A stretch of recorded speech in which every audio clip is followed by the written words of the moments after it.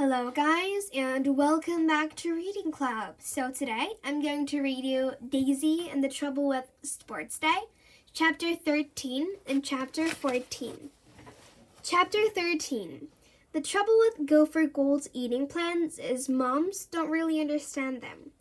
When I told her that all the top athletes eat cheese strings, dry roasted peanuts, and Mars bars before a race, she said that she wasn't sure that was actually true.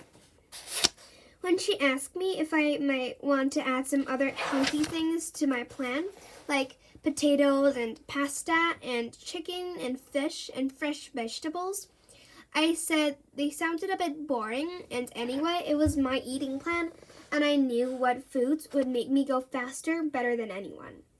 But she wasn't sure that was actually true either, so she told me to rewrite my plan. Luckily, I didn't have to, because just as I was going to get my pencil case, Gabby rang me again for my house phone, which meant she was home from the hospital. As soon as I picked up the phone, Gabby told me all about her new crutches. She said they felt totally weird, especially under her armpits. Plus, when she walked, they made a click, click, clicking sound, and they smelled funny, and they made her hands sore. But it was totally worth it because once she got going, she could do massive hops and swing her feet just like Tarzan. When I told her that I would be dedicating my win to her if I won on sports day, she forgot all about her crutches and did a really big squeal. In fact, her squeal was so squealy that it really did sound like she had swallowed that whistle. Once she'd stopped squealing, she said that having a race dedicated to her would be the proudest moment in her athletics career. Gabby said she was sure that if I carried on training really hard, I would be able to win my race for both of us. I told her that I was absolutely sure I would too. Trouble is, I wasn't. The trouble with running a race for two people is that when you sit down and really think about things, it begins to feel twice as hard. Because two people is twice as many people as one person. Which means if you don't actually manage to win your race, it'll probably feel twice as bad. Because you'll be twice as disappointed if you lose. When Mom and me got back from shopping on Saturday afternoon, I went straight out into my back garden with a new hard-boiled egg. But I still found it hard to keep it on my spoon. I was definitely getting quicker, but every time my egg got fidgety, my fingers sort of panicked a bit and jiggled it off the spoon. Mom said I should trust to the force, but I told her only Jedi Knights did that. So she told me to trust to some carrot sticks instead. The trouble with carrot sticks is they are nowhere near as good for you as Mars bars, cheese strings, and dry roasted peanuts. But Mom said the very least I could do was give them a try, so I did. But she was still definitely wrong. It was the same when I trusted to a glass of milk instead of lemonade. When I did my training again on Sunday, I felt really tired all day because I had spent most of Saturday night worrying about running for two.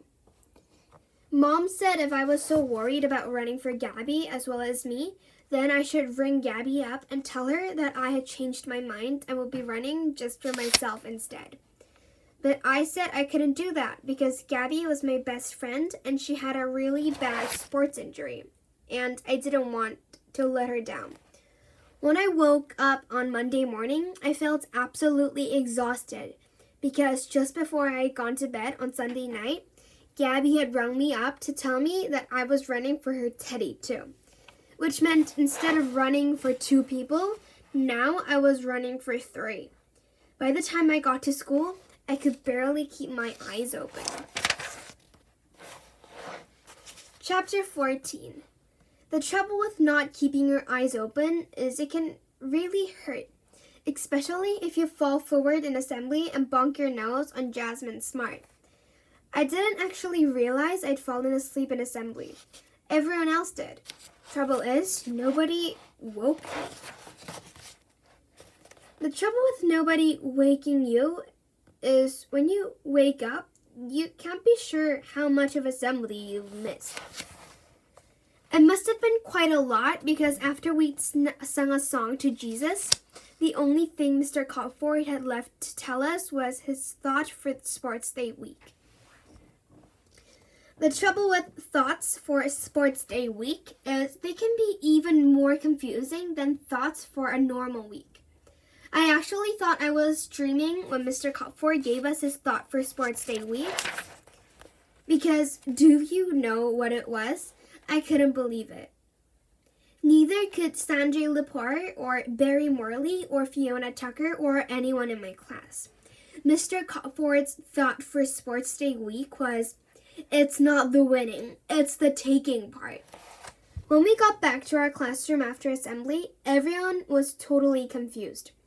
Even once Mrs. Peters had explained exactly what Mr. Copford meant, we were still confused. I mean, just last Monday, Mr. Copford had told us all to go for gold. Now he was telling us the winning isn't important and that just trying your best is what counts. How confusing is that? Jack Beatrice said there was no way he wasn't going for gold, especially with all the new things he had to help him win. Paula Potts said she didn't even see the point of throwing a foam javelin if you weren't going to win. Colin Kettle said losing was for losers. Brandy Lane said silver medals were for wimps. Stephanie Breakspear said bronzes were for wuzzes.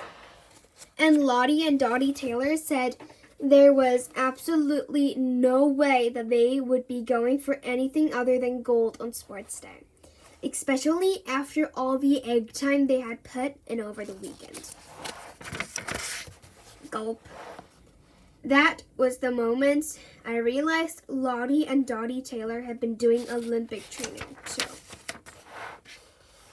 So that's the end of this channel. I hope you enjoyed my readings of it, and I'll come back later with a new and improved channel.